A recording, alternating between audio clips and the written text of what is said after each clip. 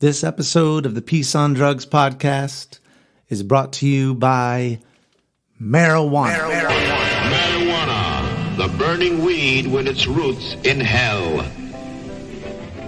In the wake of the Mexican Civil War, the U.S. had thousands of Mexicans immigrate to the Southwest from 1910 to 1920. This escalated anti-Mexican immigrant sentiment. Sound familiar? And this anti-Mexican sentiment brought us Reefer Madness. Head of the Federal Bureau of Narcotics and father of the war on drugs, Harry Anslinger launched a propaganda campaign to create racist narratives like people who smoke marijuana are of an inferior race. Anslinger decided to use the word marijuana instead of cannabis to connect use of the plant to Mexicans, to which a lot of people at the time weren't too fond of. Anslinger's propaganda campaign to drive up fear of drugs by appealing to Americans' racist tendencies was helped by billionaire William Randolph Hearst, who had his own motive for demonizing the plant. He had a lot of money in paper mills and tree farms, and there was a growing movement towards switching to hemp, which would have cost him a lot of money. So he helped spread the racist anti-drug propaganda to help get it outlawed. To quote Anslinger, "There are 100,000 total marijuana smokers in the U.S., and most are Negroes, Hispanics, Filipinos, and entertainers. Their satanic music, jazz, and swing result from marijuana use. This marijuana causes white women to seek sexual relations with Negroes, entertainers, and any others."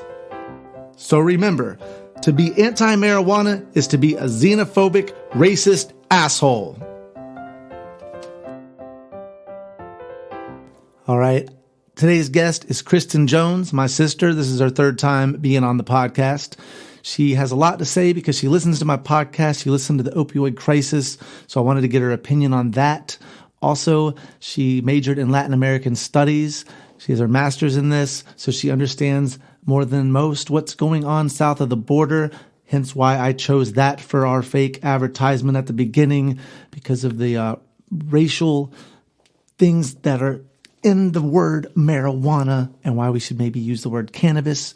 Though I did find out that the person who coined the phrase cannabis while I was researching for today's commercial, that the person who coined that also created a separate chart for different races of people based on their intelligence, or where his perceived differences in intelligence were. So he was also a racist asshole. Let's just face it.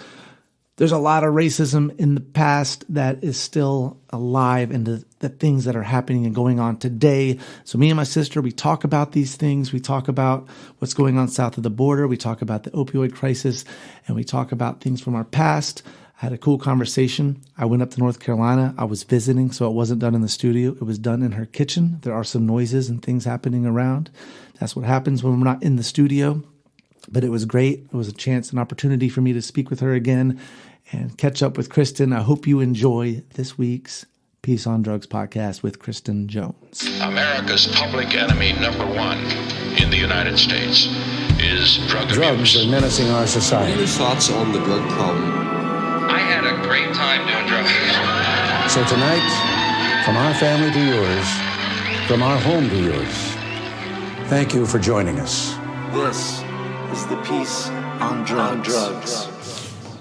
All right, and we are live. Kristen Jones back in the house. Peace on Drugs podcast. Third time you've done this. This time, though, I want to talk to you about something different because you just listened to my Opioid Crisis, and I feel like I've actually been getting a lot of downloads and feedback. It's really good. But some people like to hear a conversation, not just me explaining something. So I feel like we can talk a little bit about what the podcast was, because it's such an important issue with the opioid crisis. But before we jump into that, I'd like to just explain to my listeners what we're doing. I'm sitting at your kitchen table in your house in Mount Holly, North Carolina. It's a little town right outside of Charlotte. The leaves outside are absolutely beautiful. Oranges, red, yellow, green. Yeah. And we just got back from the mountains. Your mountain house. Yeah. And she did not silence her phone, so we have to redo all this. No, I'm just kidding. Oh, no. Yeah, so we just spent some time with family, and we were just talking about how we try to avoid politics with our family, and I just did that psychedelic spirit, if you listen to it, about how I'm going to see my family. I'm going up there with the intention of not having any political discussions and just creating great memories. And so far, so good. It's been a good time, right? Yeah. It is hard to stay off the topic because everything's so politicized right now. Everything has a political charge to it. Everything. So it's, Yeah, you bring up, like I said, I brought up my buddies on the border patrol. I was like, my buddies just joined the border patrol. I'd be like, well, it's not really patrolling the border so much. It's just letting everybody in. And you're like, I said something wrong term. I better dial it back and go somewhere else with this. I know. It's like what you were talking about with the 6 degrees. It's like 1 degree all the time. Just one step away from becoming political. Yes. I said COVID. Oh no. Yeah. But, so many things, and masks and vaccines, things like that are medical that should not have anything politically charged about them. Yeah. If you believe in vaccines or don't, this is between you and your doctor or your medical advice. But now, and don't get me wrong, I've been guilty of it too, where I'm like, you need to get vaccinated, and like I'm very outspoken. But now I've kind of pulled that back. I'm like, you know what? Why am I giving out medical advice? I think you should get vaccinated. I think it's for the better of everybody. But I don't know if you're worried about certain things medically going on with you, or you're scared. Who am I to tell you what you have to do? I get vaccinated, and then that's it. Yeah, I know. I do understand the reservations. We definitely have reservations about our children being How back. loud the munching is. Oh, we can move the dog to another That's room. when they put the headphones on here. He chews up everything. He can go to the next room. Yeah, that's the sound of her. So Aussie. Yeah, he's a miniature. He's sitting there eating his bone. You can hear it in the mic. It's not. I don't think it's that annoying. We don't give him a bone, he'll chew up toys. Yeah. Like kids' toys. Cute dog. So let's talk about the opioid crisis, because you have 2 children. How old are they? One's 7 and one's 9. The 7's about to be 8, So 8 and a 9-year-old, and raising a child in this world, because you know how it was growing up in Gastonia, where drugs were everywhere and people experimented. We experimented. I experimented for sure. And there was, I don't think it was that much of a danger. There was a danger, always a danger of the street drugs, but nothing compared to what's out there now. If there was fentanyl on the streets when I was growing up, I don't know that I'd still be here. I just don't know. Hey, me neither. And also a lot of my friends, because there was a house, I won't bring up their name, but you remember the house? Oh, I already know. I know where you're going with this. Yes. So the father, he worked at some job and broke his back, ended up on a lot of pain medications, which spilled over to his children, who started abusing them, which spilled over to his children's friends, which were me and my friends. Mm-hmm. And we were all getting insane amounts of MS Contin. This was I want to say before OxyContin, or it was right when OxyContin was coming out, but they didn't have that. But they had MS Contin, they had the fentanyl pops, but there wasn't the street fentanyl like today. It was a regulated dose, it was a lollipop, but it's still pretty potent stuff. And also there was heroin. I know that the dad at one point, my friend was dating his daughter, found him on the floor, passed out with a syringe in his arm, and woke him up. And we had to get that dog out. Their dad. You're talking about their dad. Yes, yeah. He was naked on the floor with a syringe in his arm. It just, the amount of opioids that they gave this. I mean, because also he had more than he needed. So it was just an over-prescribing of opioids, and I think that's a problem in itself. All right, we got the dog put up. All right. Cute dog. I hate to do that, but he's chewing very loudly. He likes to be close to us. Yeah. So we all kind of abused opioids at that point in our lives, and luckily none of us got addicted. I shouldn't say none of us. The one kid at the end of the street did. He just got arrested recently, breaking and entering. I think he had heroin on him. It was clearly stealing stuff for drugs. So he was one of the neighbors that was very, very close with this family we're talking about. I'm not trying to bring up their names and do that, but I think that it destroyed his life, being that close to that source of opioid that was bleeding out of the house, and he ended up with a bad problem. And me and some other people that hung out there, we didn't hang out there enough and consistently enough to end up with the addictions, and we moved on. But like I say, a lot of us did go on to try some street opioids, and there was no fentanyl at the time that we didn't. It wasn't a thing yet. So I feel very fortunate about that. And as a mother, you have a few years left before you really have to worry about. Now you're homeschooling, so that's going to take some of the stresses off. Yes, it would be. I always thought it would be nice to be able to pick and choose their friends, but as a parent, I guess growing up, I thought they can't do that. They can't pick and choose our friends. But now that I have kids, I can actually choose who we choose to play date with, and they can start. Now is the time where they're going to form some relationships that go into their teenage years. So I actually can, in a way, heavily influence who they become friends with. So that's one thing when we talk about maybe getting out of Gaston County, and Gaston County, to me, and I don't know if every other place is like this because there's so much poverty everywhere, and that tends to go with drug usage. But definitely goes with drug abuse. Yes, abuse. Yes. Yes. And I think Gastonia is one of those towns, like you see a lot of these other towns you hear about in West Virginia that have high opioid abuse. Yeah. That Gastonia was a mill town.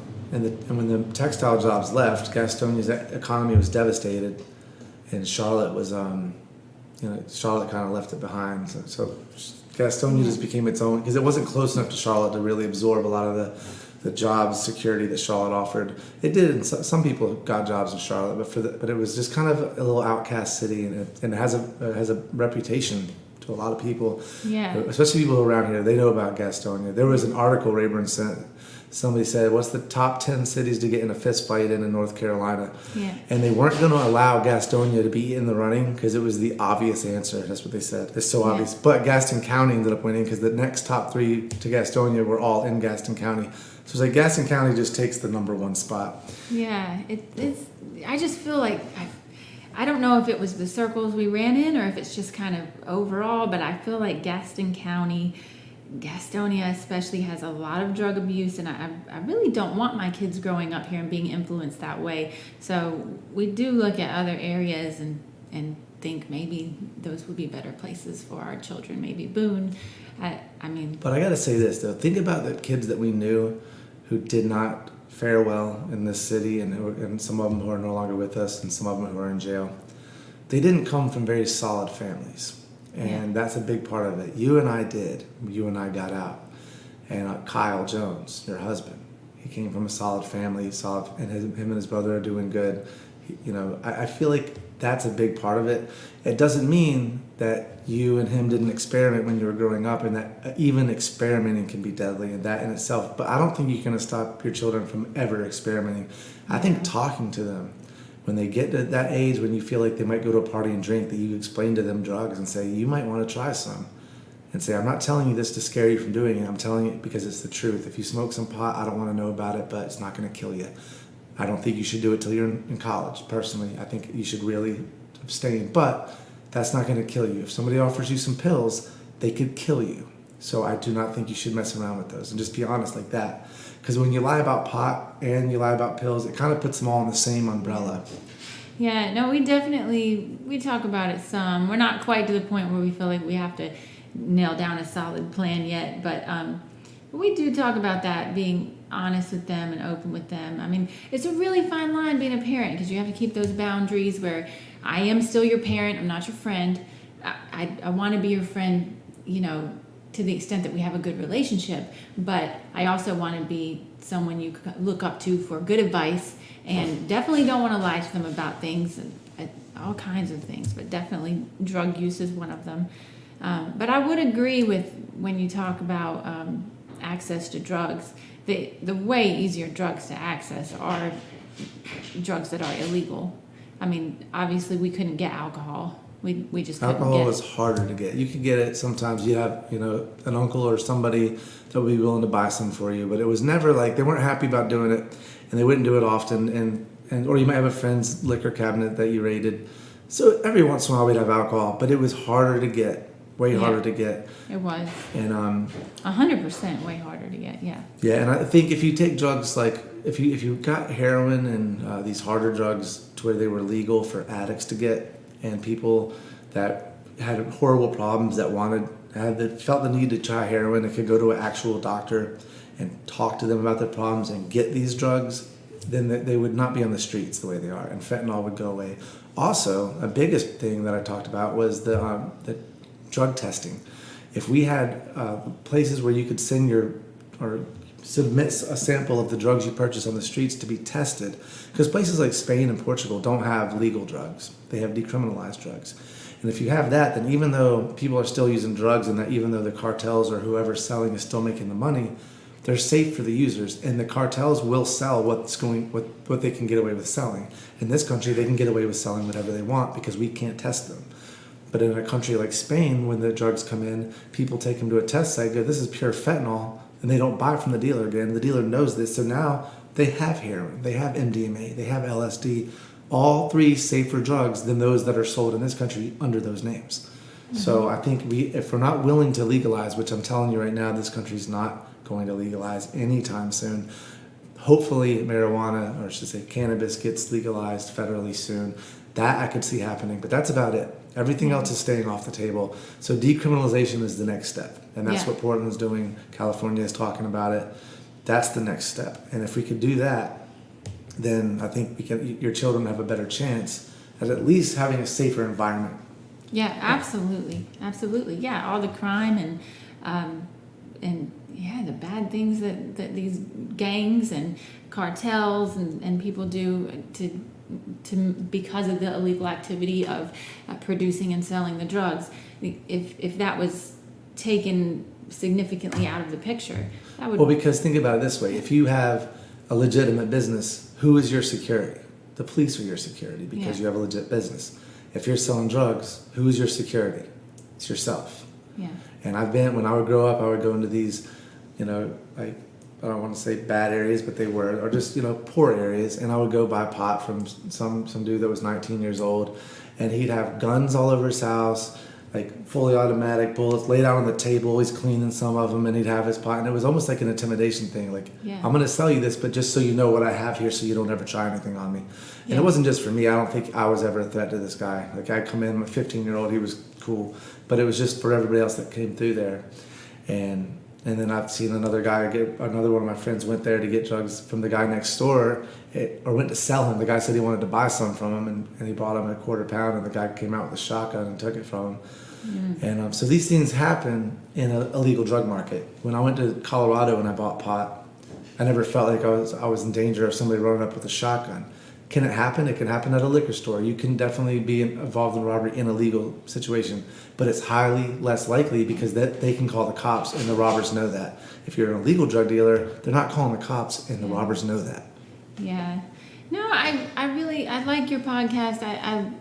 I like how it opens your mind to being able to understand the other side of the drug war. The propaganda has been so heavy and so instilled in our minds that having kids, if I didn't think about it at all and I didn't listen to your podcast, I definitely wouldn't have the right knowledge and you would still, if somebody said, should they legalize heroin for addicts, you would have said absolutely not. Exactly. And I just didn't getting to see what other countries have done and the reasoning behind doing it. And, I would still probably believe the argument that, well, now they'll be able to get it easy. But when you look at the track record of other countries, and you can use alcohol as a good example of prohibition and then not prohibition, and it shows you that that's just not true. So that's the thing, is that it's the idea is that and I've said this from the beginning. I call myself, we're anti-prohibition. I'm anti-prohibition, but the anti-prohibitionists, we want the same thing as the prohibitionists. We want less drugs on the streets. We want less addicts. We want less overdoses. And we want more safe environment to raise children. So we want the same things. The difference is that the thing that we disagree on is how we get there. Well, we've been trying it the way the prohibitionists have said we should try it for over 50 years, and it's got continually worse every single year. So clearly they need to be open to trying it the way we're talking about. Let's try a different approach, because this one is clearly not working.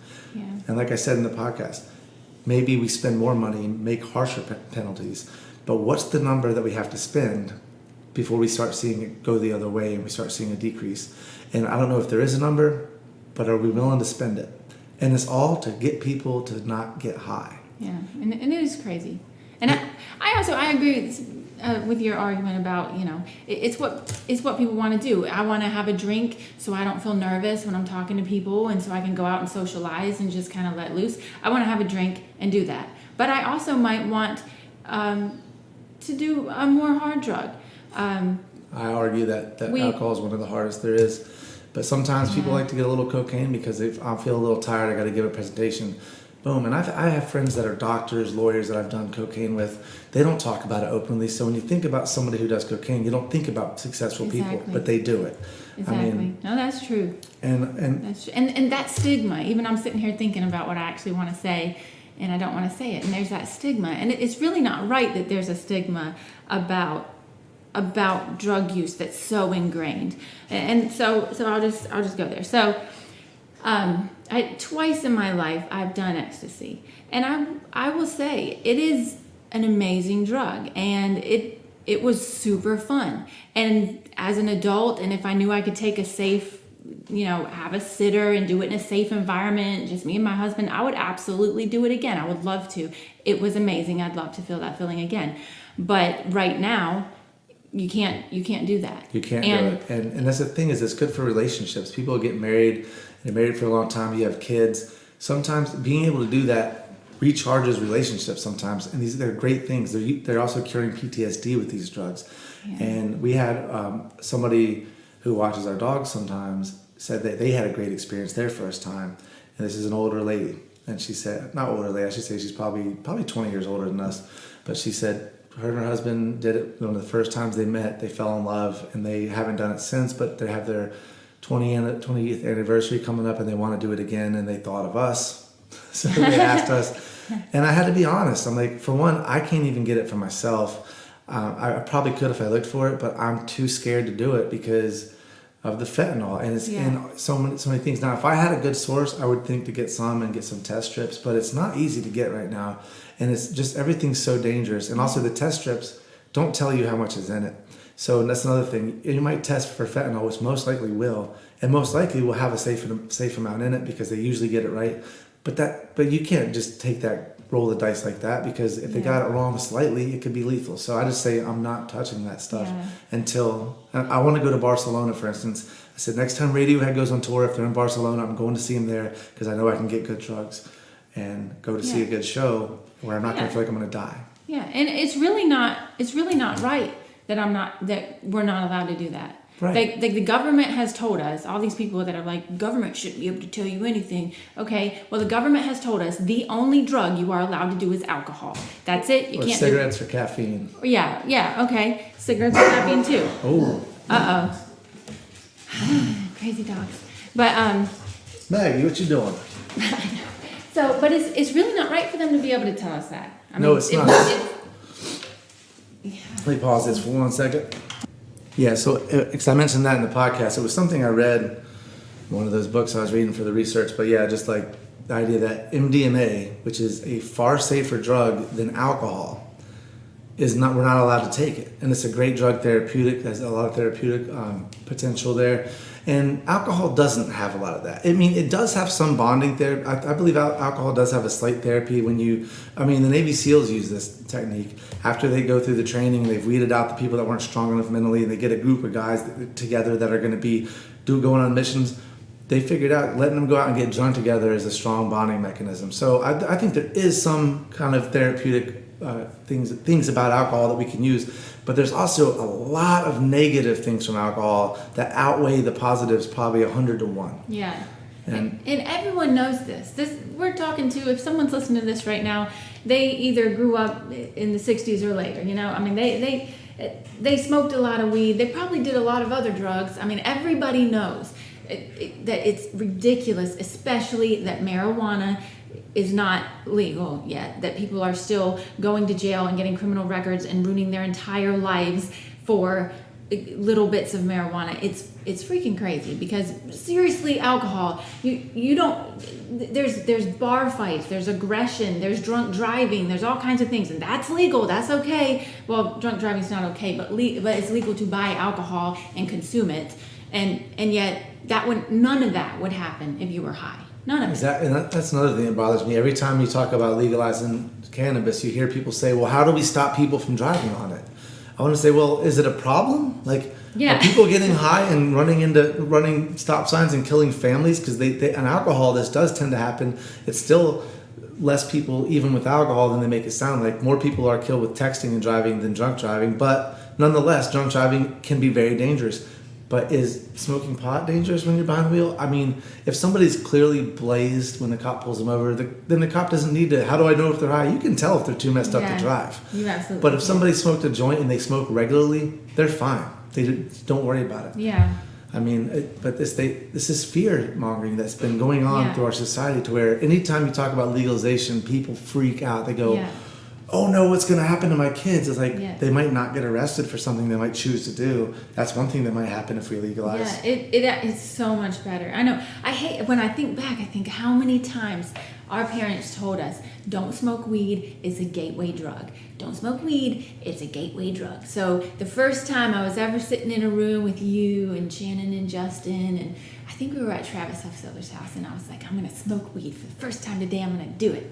And that was just in my head, and so y'all went to pass it to me, and I chickened out, you'd say, but it was just so ingrained in my head that this is so dangerous. And and then Dad used to tell us it could be laced with something and then you just die, and like crazy stuff. Like, I mean, it's crazy stuff. So then I would have been way better off taking a little hit off of a joint at that moment, because when I finally did smoke weed, it was with Brad and Raymond, who gave me a bong, and I took the biggest bong hit you could possibly take, choked for 10 minutes, and then was high as a kite, didn't even move out of the chair I was in. I was so freaked out because I was just You thought you were going to die. It was crazy. And of course, you never feel like that again when you smoke weed. Like that first time, especially like that, it was The first crazy. time I did, I was scared too, because of all the information I was told. And me and Grant did it right here in Stanley at his grandmother's house. And I remember he was like, I got a bag of weed, and he bought it for like $20 behind the theater. We were like 13 or 14. Yeah. And I was like, all right, so he smoked it the night before, and I was too scared. I took like a little puff, and I was good. I was like, no, I'm good. The next day, and he seemed to enjoy it. The next day, we woke up. He's like, I'm going to go smoke another joint. He's like, you should smoke it with me. I was like, all right, you know what? Nothing happened with that little puff last night. So I smoked the whole thing with him, and I started feeling goofy and good. I was like, I like this.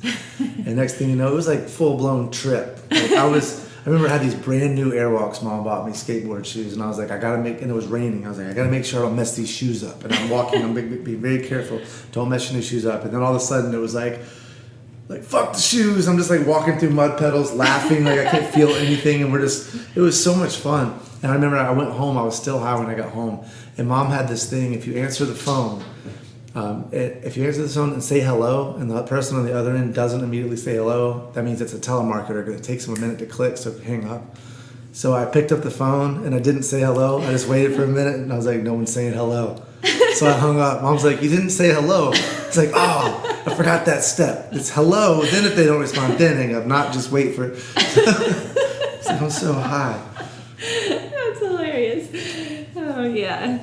But still, I just think it's crazy, because our parents did live through the 60s and got high all the time. They lived through the 70s. I mean, they were alive in the 60s, but they were young. Yeah, okay, same thing. They were smoking. Well, see, the 70s is when the anti-drug propaganda turned on the heat. So, yeah, they were still around it. Dad has a story about one of his brothers, I won't say which one because, anonymous, but one of his brothers having a grocery bag full of pot that some hippie would drop off and then he would sell it. And so he saw all that going on. And he told us that one time they smoked and they were just laying on the floor and they were just blazed, just laying on the floor. Yeah. He knew what it was like to get high, and he had no business fear-mongering us like that. I think they were told to by the church, by the state, by the school. It's like make sure your kids know about drugs. Just say no. Like was at its peak. I mean, this was the '80s, so it was like drugs are menacing our society. You know, that's on my opening. Yeah. And that's that. They were like, it's the number one threat are drugs. And at the time Reagan started the drug war, drug use was not that bad. It was not that prevalent. I think I read the thing from that in there that where they said that the local law enforcement were like, the federal government wants us to do what? Arrest people for what? Like, they didn't want the federal government coming and telling them how to handle crime. They also were like, well, what about murderers and rapists? That's the thing our people care about. They don't care about somebody smoking a joint. And then all of a sudden they get all this cash incentive for, well, if you arrest somebody, you'll get $150 for every arrest. And like, all right, well, we can round a few of them up. And now almost every law enforcement division across the country is based around drugs. Yeah. That's the first thing you do when you go in is you have to learn about drugs. What are the laws? That's what my friend down there in the Border Patrol is learning. He's learning about what are the different laws to search. If they say this, you can search this. If they have a key, something like if you have a key, something that's locked with a key, they can't search it without a warrant. But if you have the key on you, they can. Something like that. And if you have a combination, he said combination lock's the best. I think because that's what he said. Use combination lock. Because you don't have to give them the combination. But I guess they can still get a warrant to get into that if they feel the need. But if you're traveling and they don't feel like going to get a judge, they won't be able to open up your combination lock. But that's his whole training. Half of it is learning how to get drugs from people and arrest them. And that's just so crazy. We have so much other stuff going on. I feel terrible for especially the minorities that have been so targeted by the war on drugs. And I mean, well, that was the original purpose of starting the war on drugs. Yeah. Was how do you break up the civil rights movement and the hippie movement?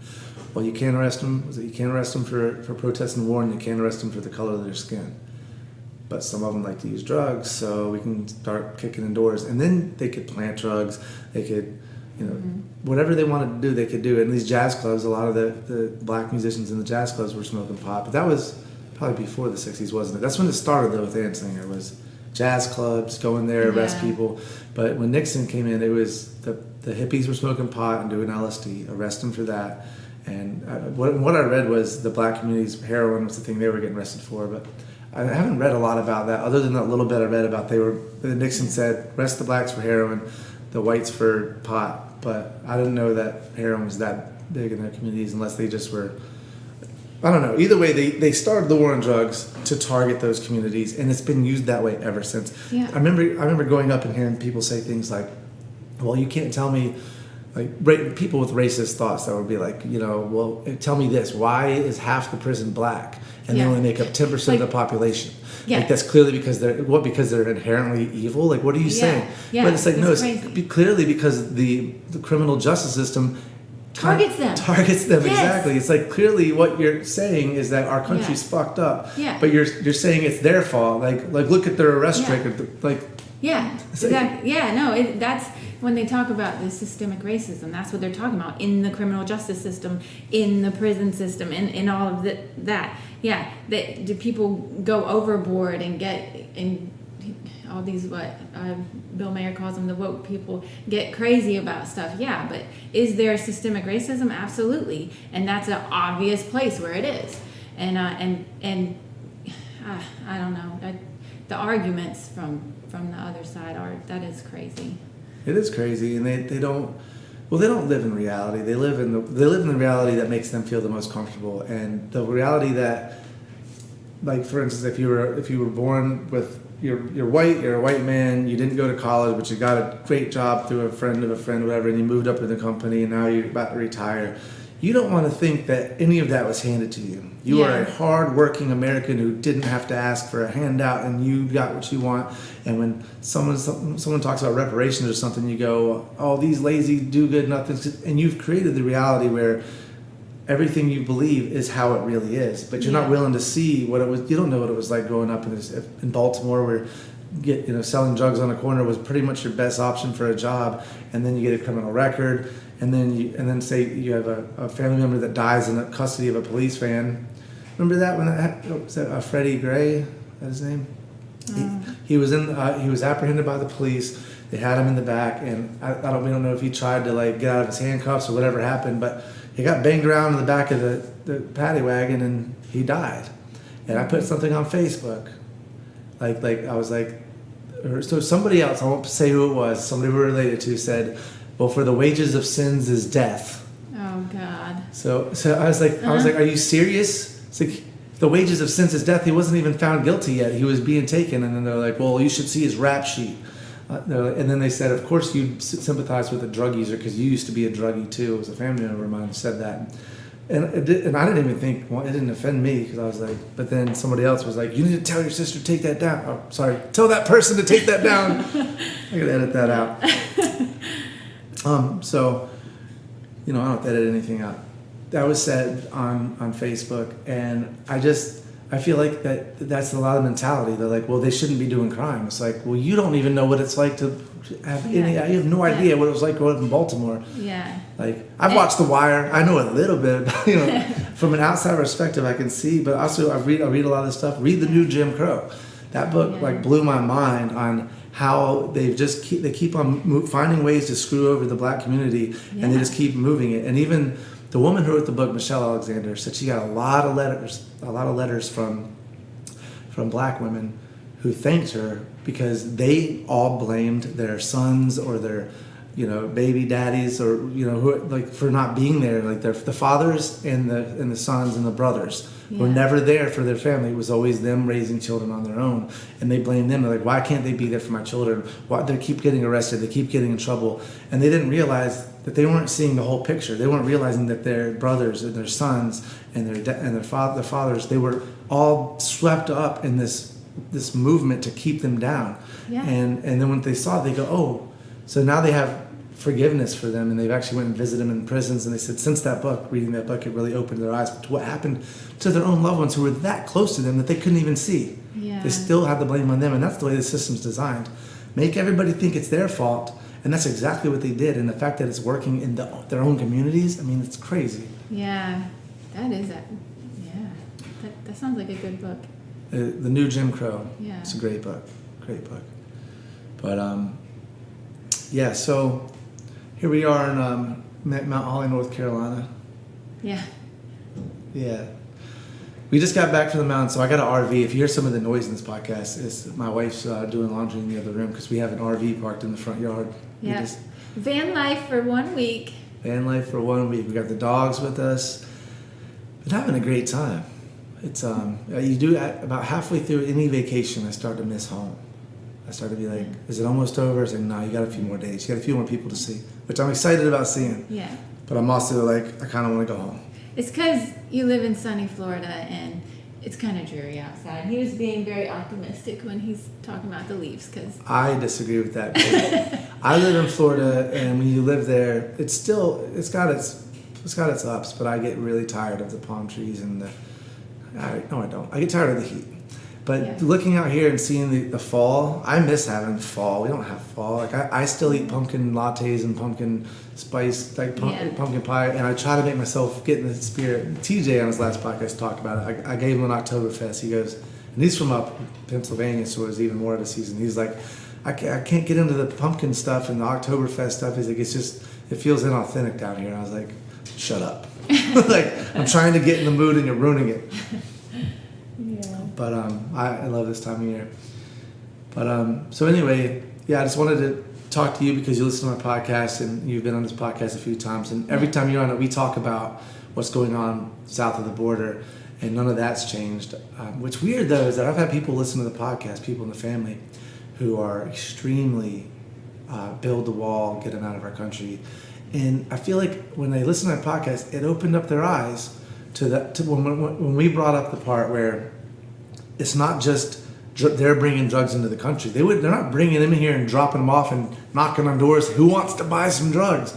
There's orders filled. People want them. They have money. They're like, where are the drugs? So they're just filling up a demand. They're supplying a demand. Yeah. So the money that's going back down there is funding cartels. Where all our guns are the ones they're using. So it's not just drugs coming over here. It's cash and guns going over there. And I feel like our family member that listened, they actually were like, I never thought about it that way.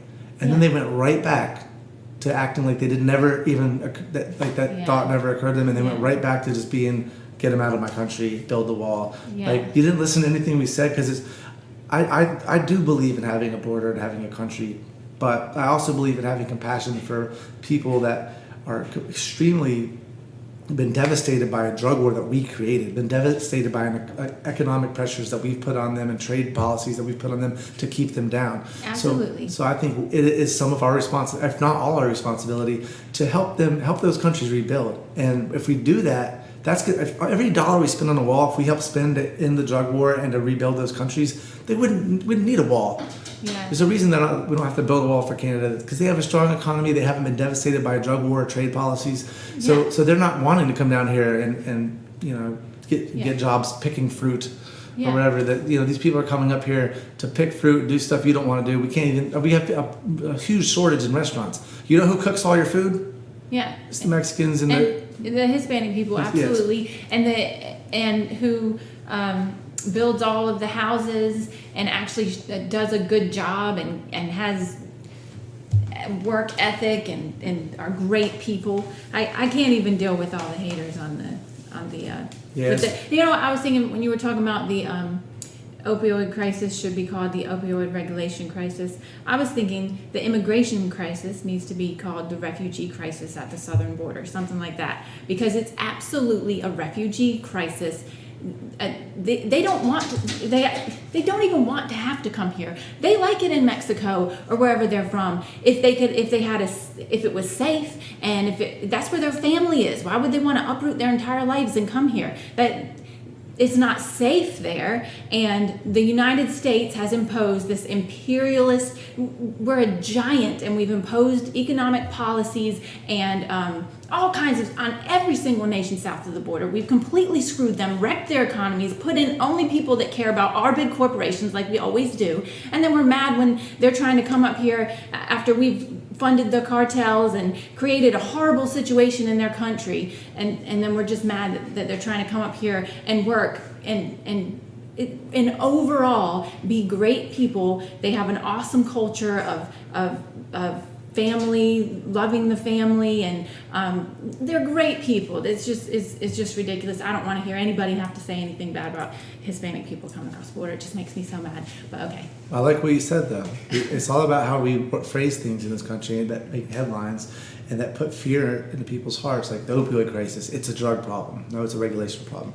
The immigration problem is these are not people who are they're not immigrating here. They're refugees. They have nowhere to go, and and people that are against immigration here, they tend to say, well, you shouldn't come here because, well, they only come here because we give them free stuff. We'll say, well, we are the richest country on the planet, so we have the ability to help them some, but we're not helping them as many as people. People act like they're just coming over here and we're giving them houses. It's like, that's not happening. Yeah, no, that's not. And that's great. And the healthcare stuff, oh my God.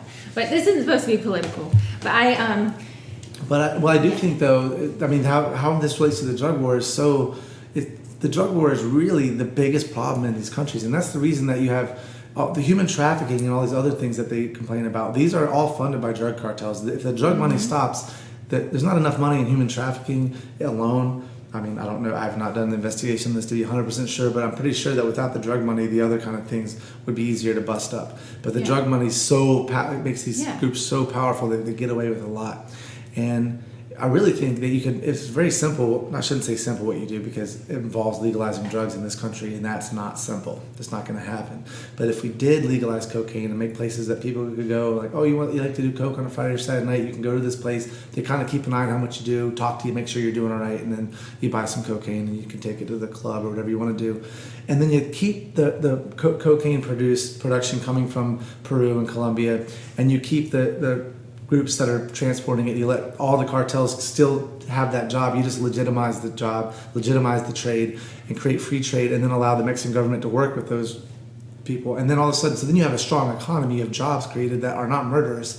And now you have people that, like, I don't want to go to the U.S. I have a safe place to work, a safe place to live, and it's beautiful beaches. I'm going to stay here. And then they're going to be wanting to build a wall to keep us from getting out of their country because it's going to be better than ours. Exactly. You even had that just made me think about it being safe. You had what they would call them the Maquiladora Murders, or something, and the Maquiladoras were all these huge U.S. owned mainly companies that would set up just south of the border, all over across the Mexican border, just so they could pay less wages than they're already underpaying us. But okay. But either way, these women would be working all day for hardly nothing, and they also had horrible working conditions and no maternity leave or anything that they would have to give them here in the United States as a human right, because these are human beings, regardless of... I don't think there's maternity leave as a right in this country. Well, regardless, you get it. There's a lot of you rights get here. A lot of things here. Well, you do get the Family Medical Leave Act at least gives you the ability to take off work for up to 12 weeks, even if it's not paid. But either way, but these women would get off work and they were getting murdered on the way home from work, and like hundreds of murders. It's just not even safe. And it's a U.S. company, and we're exploiting. All the profits are going back to the United States. Everyone talks about, they come here and they send their money back home. You want to know how much profits one person in the United States that owns this huge company gets to bring back, and just he gets to live lavishly and pay them nothing, and they get murdered on their way home? Yeah, they're coming across the border. Yeah, that's what he said. And they build these companies just across the borders for cheap labor, and then it draws people up from southern Mexico and other places to work at these factories, and then they get overcrowded, and then they can look over a border and say, well, there's jobs over there that pay even better, and then some of them are going to come over here and try to get some of those jobs. And a lot of them do come legally. That's another thing people don't realize. They overstay what they're supposed to stay, but they end up with a life and a family. And so many of the people that are out there arguing about immigration that are like, these Mexicans need it, and like they're all from Mexico, but okay. Also, don't forget, Mexico used to include Texas and New Mexico and California. Well, we stole from them in 1848. So I think their ancestors actually farmed and lived on that land, and it was theirs. And white settlers just said, no, it's not yours anymore. Go ahead and get off it. It's crazy. But so many of these people that own a construction business or a Christmas tree farm or whatever, they all use Hispanic labor, and they pay them nothing. But and so many of them are the same exact people that say, build the wall, I don't want them up here. And yet they're using Hispanic labor. And I mean, I don't know, some of them work closely with them, like friends. I can't understand how you could be that close to someone on a daily basis, Monday through Friday. It's the amazing ability we have to compartmentalize. I mean, the human brain has a way where it can actually think contradictory things. I mean, it is crazy. But okay, but I know this isn't about immigration. Well, it could be about. I mean, honestly, I think they're so related. The war on drugs and immigration. I think that's the number one thing. I mean, there's a lot of other things like economic things that we've done in south of the border with trade policies and stuff that have devastated them economically. That would want them to come up here.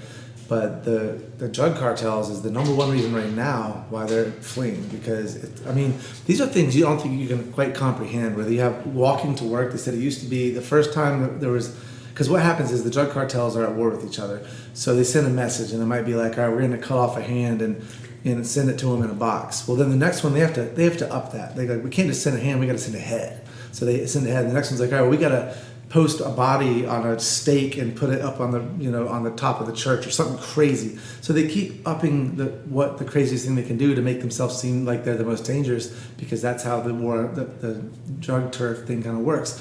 And so what you had is, like, in the city, it was it Chihuahua? It was one of those cities right south of the border.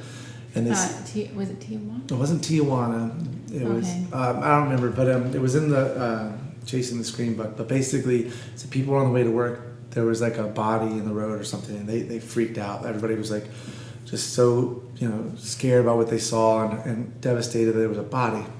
And fast forward like 2 years, they passed by multiple bodies and body parts on their way to work, and they don't even think about it because it's become so normalized. Because that's just a part of life there. That you're gonna see blood and guts. You're gonna see some stuff you don't want to see, and that's when those kids dressed like angels and stood up on those, like they had these like stools they would stand up on with these really long dresses. So they have angel wings, and they would look like these, 7 foot tall angels with wings, and they would hold up signs that were opposing the cartels.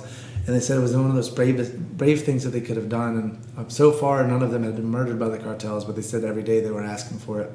And who knows if since that book's written if they've done anything with those. But it could just be a respect because they're all Catholic, even the cartel members. So maybe because they're a part of the church, they don't mess with them. But yeah. So, but people would argue.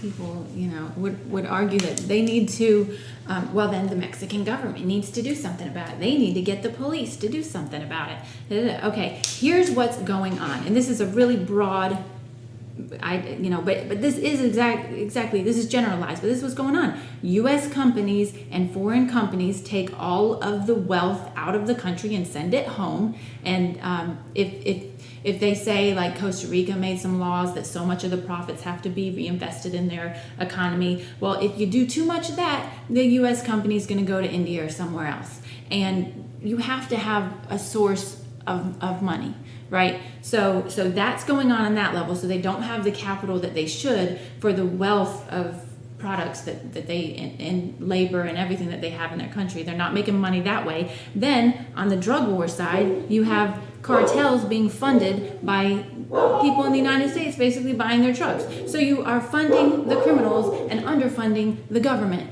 And that's a really general sense of what is actually going on. So you can't say, the government just has to step in. We, America, have completely screwed them. That's the gist of it. It is, and then there's so little wealth in the countries that the police forces that they would need to go up against the cartel, they just don't have. But so the cartel actually will help fund some of the police forces themselves, which means you can't go after a cartel that's funding your police force. So they kind of work together in a strange way, but they do have a kind of a mutual understanding.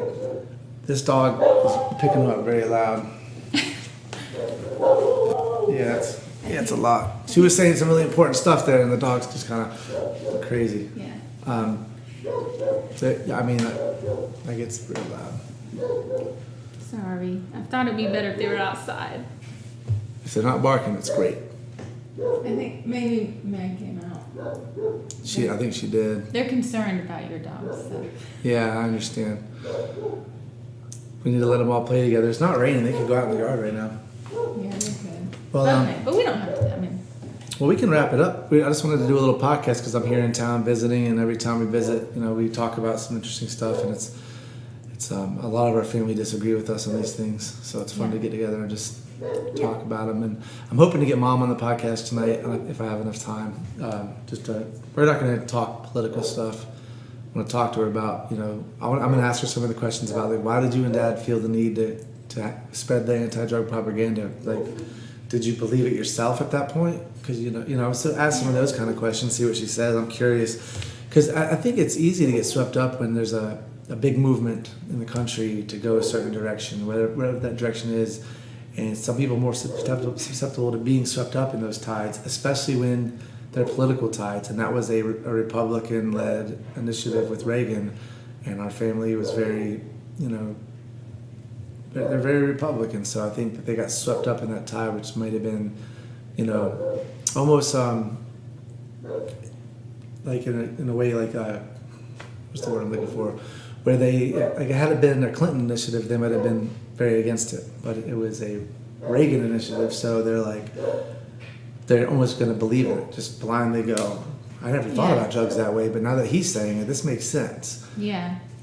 And it was crazy to see that Clinton was almost worse than Reagan when he came in. But it was almost like he did it to prove that he wasn't going to go soft on crime. Yeah. Here's how not soft I'll be. I'll go harder. Yeah. And he did the 3 strikes you're out policy, which has destroyed lives. And he did remember they said he was campaigning and he flew back to Arkansas so he could witness the execution of a mentally retarded. Retarded is not the word anymore, but you know what I mean. It was a mentally disabled guy. It's like just to prove that I'm tough on crime. It's like this is just so we're an insane species. Yeah, that's true. But yeah, the unwillingness of people to say, well, maybe I'm wrong. It's super, exactly. It's super frustrating because I know in the past I believed a lot of. I was pretty conservative in my 20s, and just over time I just realized this just isn't these things are not right. I mean, it's okay to change your mind. It's good to be able to change your mind and look at things objectively. But. I like what Bill Maher said. He's like, I'm an old school liberal. You know, he's talking about these new liberals that are like, there should be a separate graduation for black people if they want it at their colleges. They should have those separate spaces. He's like, I'm an old school liberal. I come from segregation was a bad thing. Yeah. You know, and he's like, I'm old school liberal, working class, you know, the working class party, which was the Democrat Party. That's what I am. Yeah. I don't think that we should, like this whole, the government, that I don't want to get into the I'm not for handouts, because that's exaggerated on how bad that is a part of our deficit. It's corporate tax breaks and all these, that's where our money goes. The idea that, well, you can't just give out money. Well, you're going to have to at some point, because the job market keeps drying up. For like as automation becomes a big thing, we're losing jobs. That's what Andrew Yang's platform was. Well, what do we do once automation takes more and more and more jobs? You're gonna have to redistribute the wealth from the top. You're gonna have to tax the tops and put it into the working class. Yeah. Again, that's something for an economic podcast that I'm not educated enough to have. Yeah. So I listen to the smart people on economics, and I go, that makes sense. And then I hear somebody else who contradicts. I'm like, that kind of makes sense too. I don't know. Yeah. But so anyway, we'll wrap it up. It was good talking to you as always, and hopefully we'll get to do this again soon. I'll be back in a few weeks, but I won't have time to do it then. So, but a few weeks will be too soon anyway. We'll get some more stuff to talk about. But it's always good with you talking to you about what's happening south of the border. We were going to just do the opioid crisis talk, but I mean, you know so much about what's south of the border and it's such an important issue right now. And I like what you said. That's a message for this podcast. So let's stop calling it the immigration crisis. Let's call it the refugee crisis. Yeah. Let's go with that. I like it. Yeah. All right. That's it for today. So peace out. Peace.